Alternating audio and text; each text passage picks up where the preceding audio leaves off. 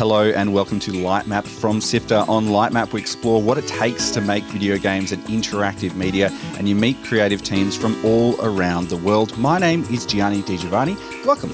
Now, music is such an integral part of video game, but rarely is it as entwined as in Stray Gods, the role-playing musical, which melds the modern with the mythologic and wraps it all up in a musical. Liam Esler is Managing Director of Summerfall Studios based in Victoria. Hello, Liam. Thanks for joining us. Hello. How are you this morning? Oh, going really well, and excited to see how things have progressed in the couple of years since we spoke to you last at PAX, just after the game was announced, and to see where we're at with Stray Gods. But before we jump into that, let's find out what's been making the news this week on Walkthrough, which is SIFTER's news podcast.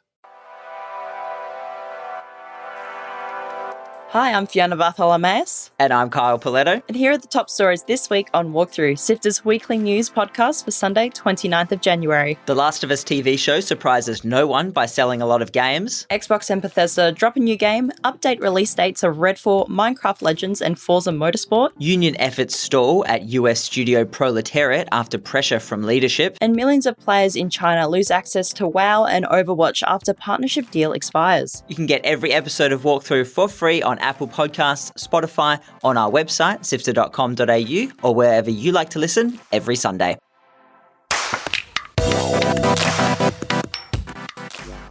Now, Liam, if people haven't come across the mythological world that you've created with Stray Gods and a team of really amazingly talented people, can you take us a step into the world of Stray Gods? Absolutely. So Stray Gods is a sort of choice-based role-playing musical, which is a genre we fully just invented because, there aren't a lot of games with branching musical numbers in them, as it turns out. So the world of Stray Gods is sort of urban fantasy where the Greek gods have lived in hiding since the ancient times.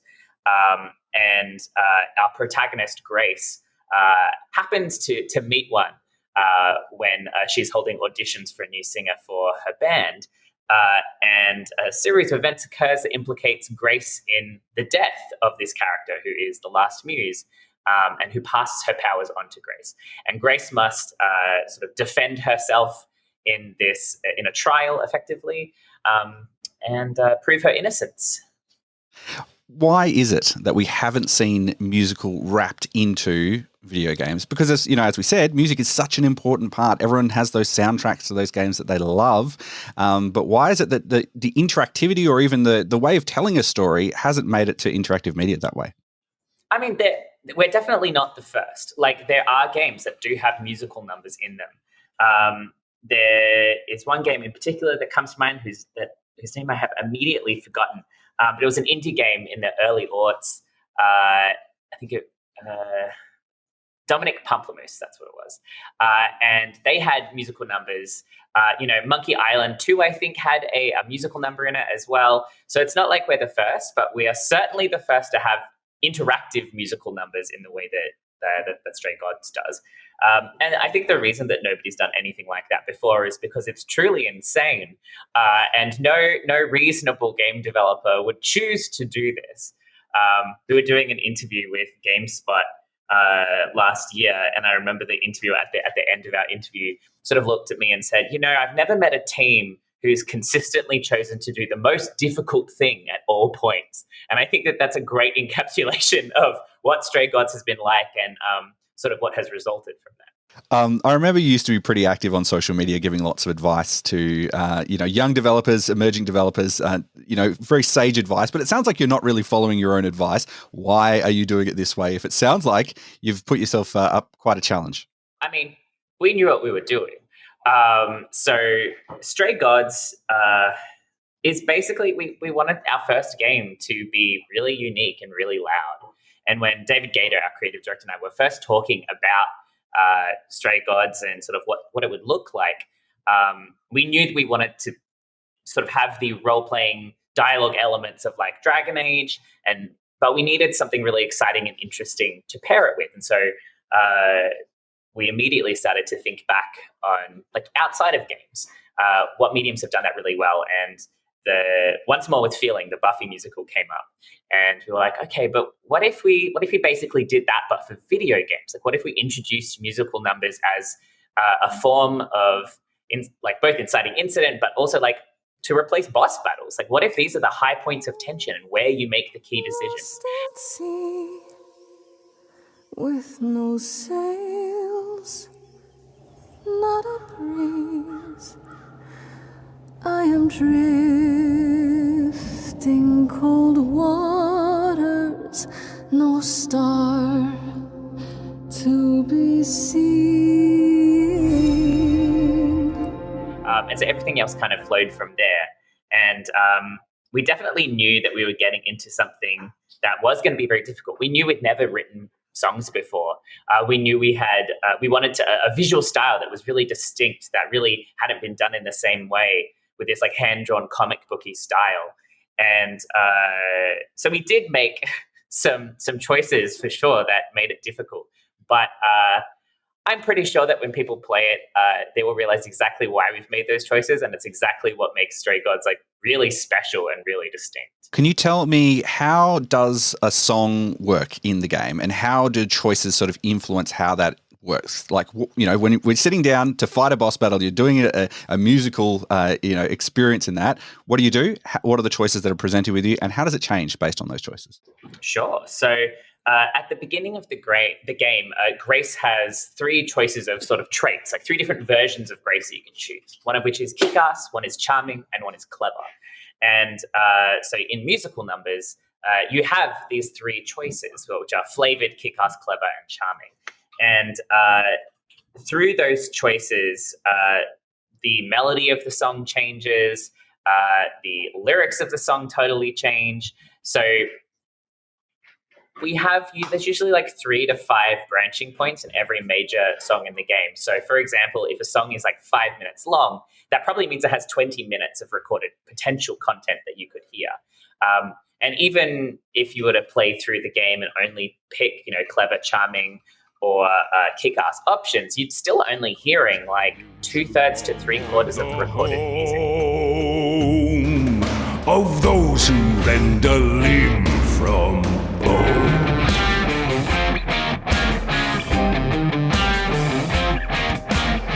I promise I'm no easy meal.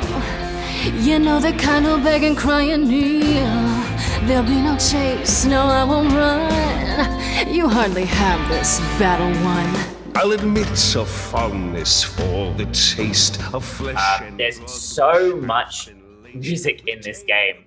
And each of those songs also has like a major decision the player has to make, which then has ripple effects later in the game. There are it's a David Gaider special. There is choice and consequence. You have relationships with these characters. There are romances, and all of these things affect both the way the game plays and the end game.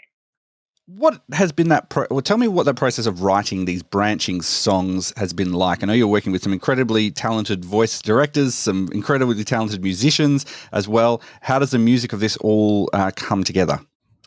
So that was a process to work out, because obviously nobody had written songs like this before. There's not exactly a guidebook for how to write branching song. So we spent a lot of time with Austin Wintory, sort of our audio director, and with Tripod, who wrote all of the big songs in the game with us, to determine like what that process would be like. It was really complicated, we're basically, it's really fun and exciting to be like, hey, we're doing something that's never been done before. But obviously the other side of that coin is it's never been done before. There's no rule book, and you just have to struggle through and work it out as you go. We were very lucky to be working with, top tier talent. And, it took us probably, I reckon, 4 to 6 months even of like full-time work. And this was both like after all of our pre-production. The way songs work changed several times. But the actual process ended up being like a big back and forth between Austin Wintory, the lyricists, with David, who was like in charge of how the songs were structured. And that would take months for every song. And so obviously that's why it took such a long time to make this game, because those songs were just these incredible labors of love that went through so many different iterations. There are some songs that went through 4 or 5 full rewrites, and we're talking 20 minutes of content. That's an hour of content that we wrote for each of those songs, which you'll only hear 20.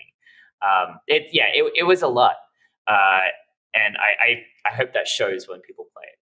Can you tell me a little bit about the people who have been contributing to this game? I know that just recently you got support from Vic Screen to get some new emerging creators, game developers into the team. But tell me about how your team is structured and how these people all contribute to making Stray Gods. Sure. So Summerfall as an entity is basically founded by myself, David Gaider, and Ella Young, our executive producer.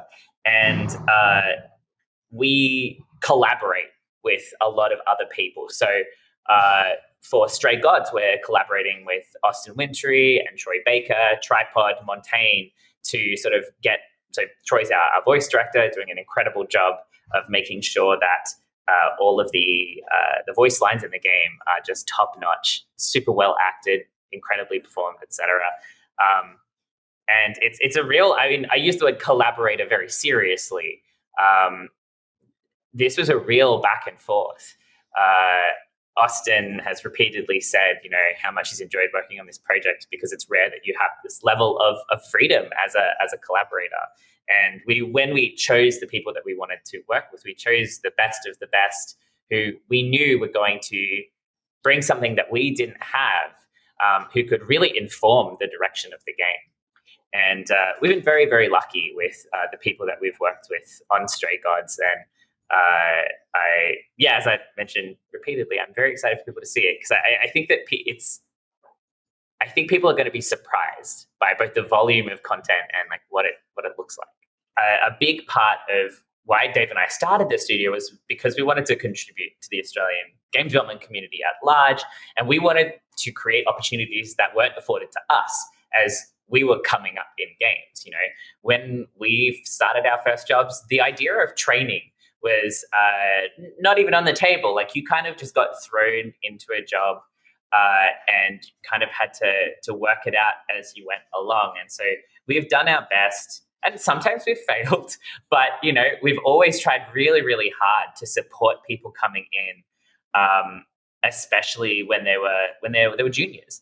And so we hit a point in the development of Stray Gods where we were like, we think that we have some time to actually bring in people with enough sort of runway for them to be able to learn and not just immediately be like, okay, now you have to do 1,000 things, and then support them through the development of their careers during their time here. So Vic Screen, like we've been working with Vic Screen for a really, really long time. Vic Screen was some of the first supporters for Stray Gods. And so, we talk to them really regularly. And when, as a part of that conversation, they were like, we have this placements program. Like, would you be interested in talking? And I was like, that's actually like a perfect fit for the kind of thing that we want to do as a studio. And so we were able to bring on 3 incredible young game developers who are early in their career, who are all absolutely kicking ass.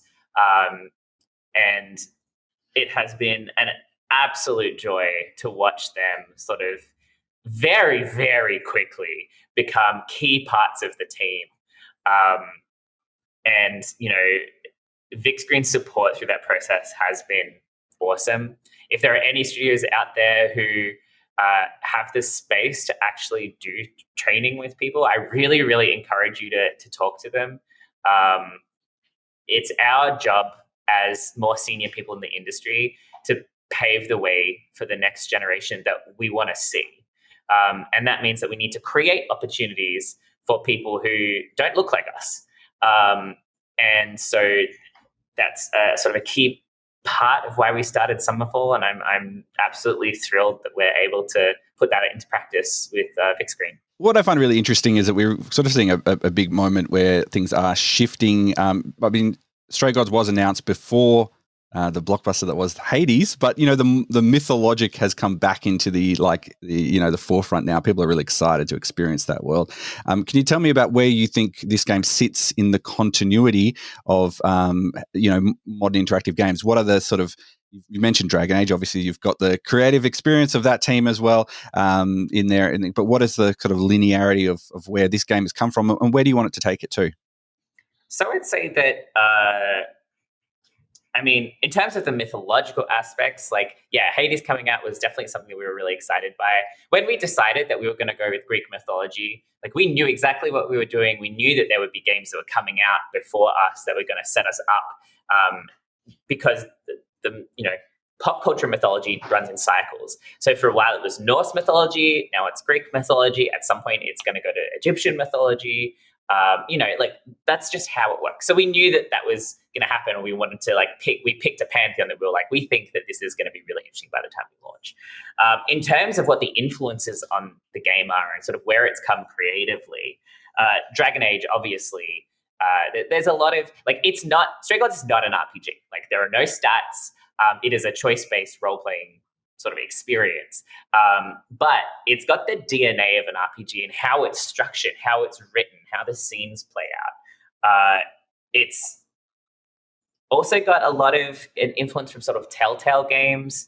For The Wolf Among Us was a really big inspiration for some of the visuals in the game. But Stray Gods is also influenced by a lot of things that aren't video games at all. So, the art of the game and the art direction is sort of really inspired by the work of Gabriel Piccolo, who's a comics artist. It's really inspired by, Buffy Once More with Feeling, obviously. There are so many different places that we drew inspiration from in terms of video games and non-video games. And honestly, for me, as a player, that's what I like. And so that's what we like to do. We like to look outside of our medium to try to pull stuff in that's interesting, because we get a lot of games that feel very samey, that a lot of games that feel like they come from the same inspiration set. And I think that narrative-driven games are really, really prone to this, where narrative games are inspired by other narrative games in their structure and the way that they're written. And we wanted to make sure we were doing something that was a little bit fresh. Can you tell me what the last couple of years has been like for Summerfall? It's been difficult creative time, to put it minor, but I just want to, when we spoke to you, it was pre-pandemic. It was 2019. We had no idea what we were just about to walk into. But what has it been like? You've got an international team. So to me, that seems like you might be in a better position than some of the other places. But what was it like to make games over the last 2 years? Yeah, 100%. The pandemic was obviously tough. It was hard for everyone. And we were, the pandemic began as we were entering into core creative. We wrote every song in the game either in lockdown or in total isolation from parts of the team. The game was written, at least the first draft, it was fully written without Dave sort of seeing anyone from the team in person. It was a challenging experience. I'm definitely a person who, I love remote work. Our team, we have a very sort of remote friendly policy. We have people, in the US, we have people in Tassie, we have people in Sydney. We have a very strong work from home policy. But the reality is, when you're doing core creative work, being in the same space makes a big difference. And it took us, I reckon, about a year to really work out how we do that. And Dave's come a very long way. I remember talking to him before the pandemic, and he was like, I hate working from home. I hate working when there aren't other people there.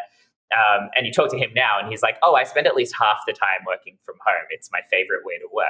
So the pandemic really forced us as a studio to look at doing things differently. But you're right. We were already kind of well set up to explore that, but it was still very new to us in terms of the impact on the creative process, especially considering that for all of that time, Dave was in Canada. He only moved to Australia a year ago. And so we had time zone issues. Obviously, we had our US team. It was really complicated.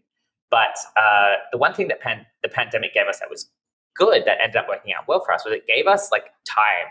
Because we couldn't do things in person, everything slowed down, and it really forced us to sort of evaluate everything and think through what we were doing. So we ended up, we rewrote about, I think, half to 3/4 of the game did a full like redraft at one point because we had the time and space to do that we otherwise wouldn't have because things were going slow anyway. So, and that obviously made the game significantly stronger, as most redrafts tend to do. We were very lucky to be able to do that. Like I would love if we would be able to do that with future projects. I think that's pretty unlikely, but it was such a great process to go through, despite the horrible reasons that caused us to be able to do it. I'm curious, has it changed the way, or I guess the importance or the values that you think were part of making games through this process? You know, is there something you held close to your heart as something that was essential, but then in the reality of it didn't make sense anymore? I don't think so. Like, we've always been strong believers in remote work, that people should be able to choose how they interact with work. Summerfall was we're a no-crunch studio. We have very strong policies when it comes to HR and making sure that people don't burn out, making sure that people actually take their leave. You know, it's a core part of the DNA of the studio. So, like, when the pandemic hit, it was kind of like, oh, well, you know, that's not a problem for us. Like, we can do this. Obviously, the implementation of that in reality is always more challenging. But like, in terms of values, like, it actually was perfect because it's stuff that we intended to do anyway. You can put what you believe into practice. Yeah, exactly. All right. How close are we to being able to put our hands on Stray Gods, experience the world that you have created? I know that's a bit of a loaded question, but... Look, there are some things that I just can't talk about. At some point. That's all I can say. But it is coming along really, really well. You know, I was just playing a build this morning, and it's really getting to that point where it's like, oh, you can really see the game. And it's really, really exciting because we can start to sort of see the end product and what it's going to feel like for players. Because obviously, you know, when you work on a video game, you work on all of these different things in isolation.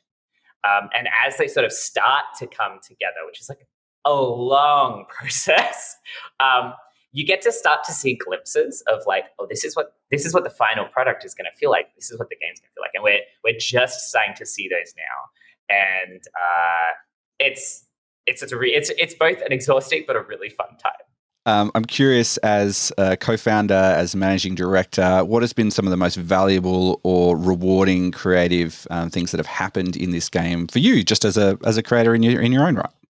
I think the most interesting and rewarding things that I've sort of gotten to be involved with or been able to lead on this project has genuinely been the formation of the team. And the ability to, like, a lot of our team are not from games. They're from other industries, like animation and finance and, you know, media even. Like, we've tried to pull a really interesting team together. And we've also tried to make sure that we had the time and opportunity to train people. And that, for me, has been the most rewarding thing. It's been like having this incredible group of people. Like, this is this is the best team I've ever worked with in terms of skills, for sure. Like, everyone is so incredibly talented, and it's like the mark of each person is on this game in a really clear way, which is really awesome. Like, I've not worked on a lot of projects where that's been able to happen. And as we sort of move into like proper production, like it's a really exciting time to be able to see like all of the journeys of these people sort of come to fruition and see their talents and skills grow. It's just awesome, honestly. Like, we've got such a good group of people, and walking into work every day is such a delight. Even on like hard days, I'm still really excited to like come into this incredible group of people. Well, we're very excited to finally get a chance to play it. It's something we've been, following over the last couple of years. And if people want to find out more information, they can go to summerfallstudios.com. Liam, thank you so much for spending the time, giving us a little update. Can we get you back on when the game is very close to release to talk about the nuts and bolts of how this thing actually all came together. Yeah, no stress at all. SIFTER is produced by Fiona, Bartholomaeus, Daniel Lang, Adam Christou. Mitch Lowe is senior producer, and my name is Gianni Di Giovanni. I'm the executive producer. Thanks to Omny Studio and Audio Technica Australia for their support of SIFTER's podcast. You can find everything we've talked about, including, we're going to chuck a link into that first interview that we did back in 2019. It was at PAX Australia many years ago. You can have a look at the very early stages of this game and sort of see how it has developed over the last couple of years. And that's on our website, which is sifter.com.au. There's lots of other great stuff for you to find on there. That's all the time we have now. Thank you so much for joining us. Until next time, have fun.